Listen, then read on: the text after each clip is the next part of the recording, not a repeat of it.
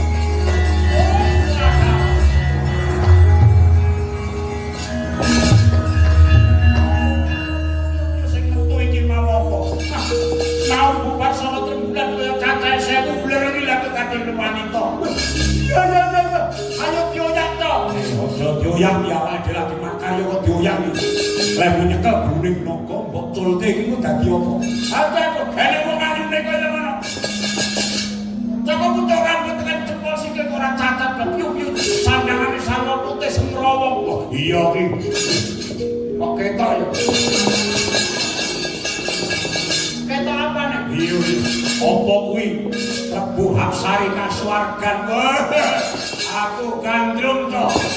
Ayo diburu. Aja diburu. Keplok dasmu.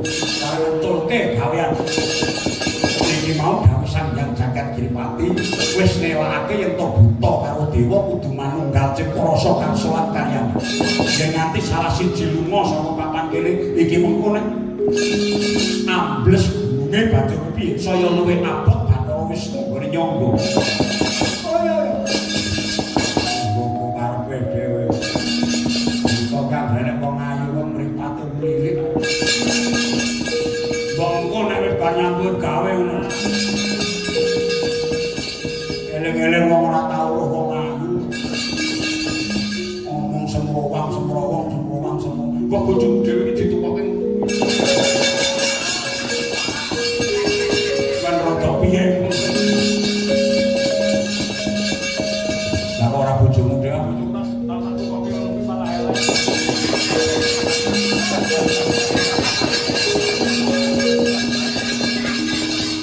Bentuknya tadi beda.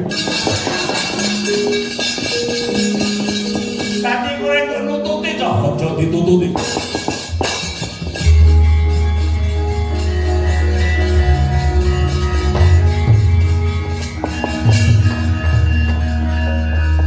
Langsung malih para buta miwah dewa. Denira mubengake Mandara tanpa kendhak. Umuruh ubenging gunung. Toyaning samudra kesinar mawa muncrat. Saya kang nyipta alun gumulung ingkang gedhene 7 gunung ing selaning alun katon ana jaran sembrani putih memplak mawa suwiwi mabur ing gegana.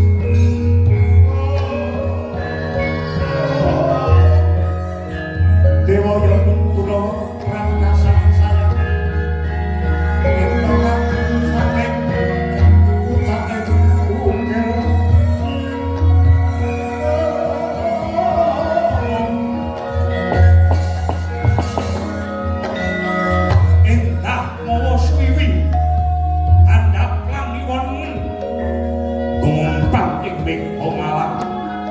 Enten sumur cahyaning kang jaran Oces Rawa. Ya jaran Oces Lawas.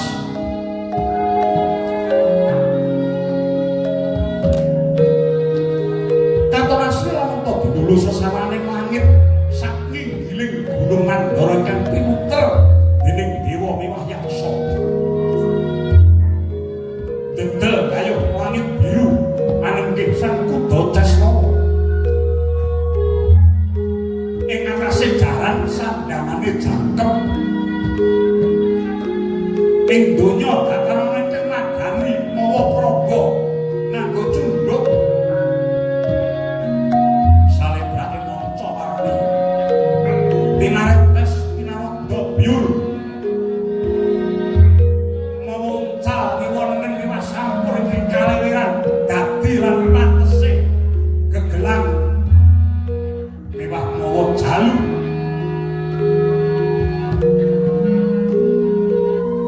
Saya dedel ngantariksa manjing kaswarganing para dewa.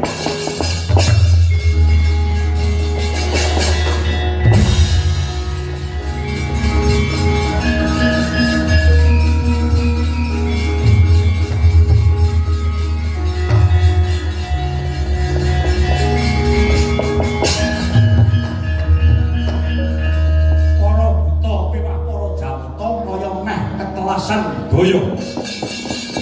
Labet saka nggone nyambut gawe tanpa kembo.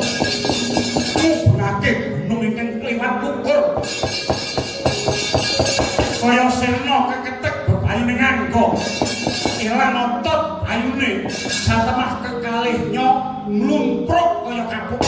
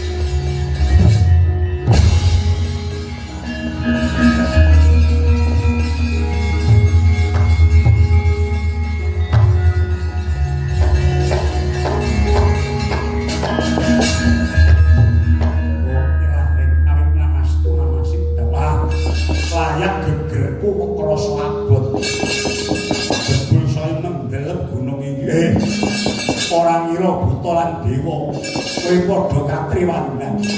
Aku ra maido, kowe mesti kekeselon. Wis tak sawang wiwit mau, wong kekeselon iki wis teko.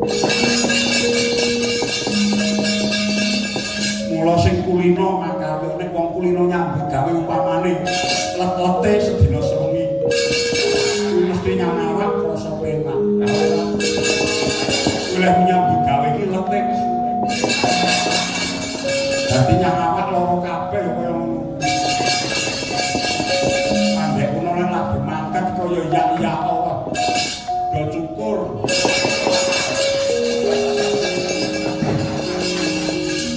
Rene kok cukup. Sing kok pameri iki rene sing gumun. Apen-apen mustakane dadak dicukuri bareng. Lah saiki blasah kaya babatan pacing kaya ngene iki ora isin-isin. Aja nganti kawanguran sandang guru. Tak kirim daya wis. Kuliah bebanyu.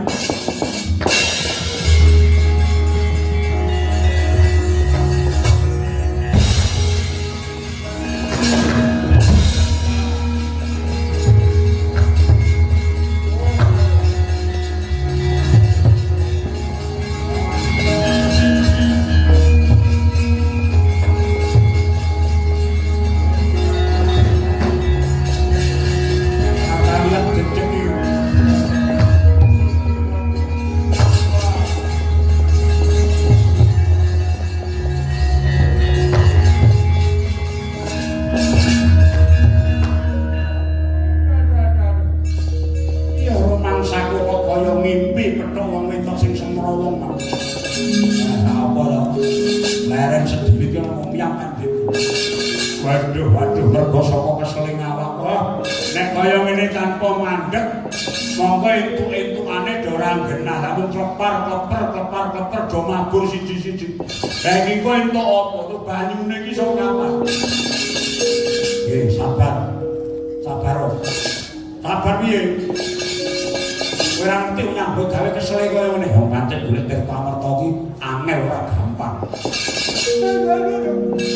Iki wis jedol pirang-pirang kok ora nek sing kecekel. Apa matur paman pukulen Bathara Guru kok piye aja. Ngisi di sini dewa dipercaya kok datang matur. Diteruske. Naga sesa, kula. Piye awakmu piye? Waduh. Wong diolor-olor niwa nemen wit mau. Nah sampeyan kabeh ora ngrasake piye rasane nek diolor-olor semono suwene. Nalare nek wong kula lumrah kowe diolor ping 3 ngono wis.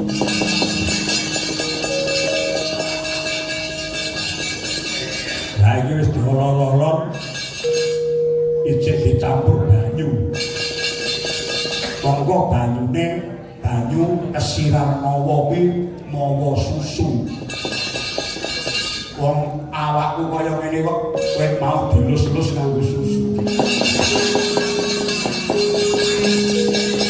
Wis pikiran dhewe kuwi. Are ngono kowe malah ora kesel piye? Malah rasaku kuwi kaya nganah-anah. Piye meneh kuwi gawean buntutku dicekel dewa-dewa semono kae.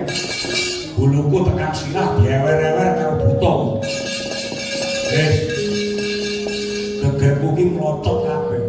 Apa rumangsamu Gunung Mandara ku ora enek watune. Watune parang pating jringih kaya ngono iki ngeneki sisikku ki suwe-suwe tipis. Kaya dene lulang dikerok. Nek tak gagas ya bener ki lha piye ya. Iki sapa sing iso mlebu? Apa anu digoleke tali gunung semene kok ditaleni iki gawe tali pirang taun. Gawe pukulan Sanghyang Giripati ku wis bener. Pancen ulun iki kudu gubet gunung iki. Ning kowe iki ya nganggo komo-komo nek geret bututku ku ya sing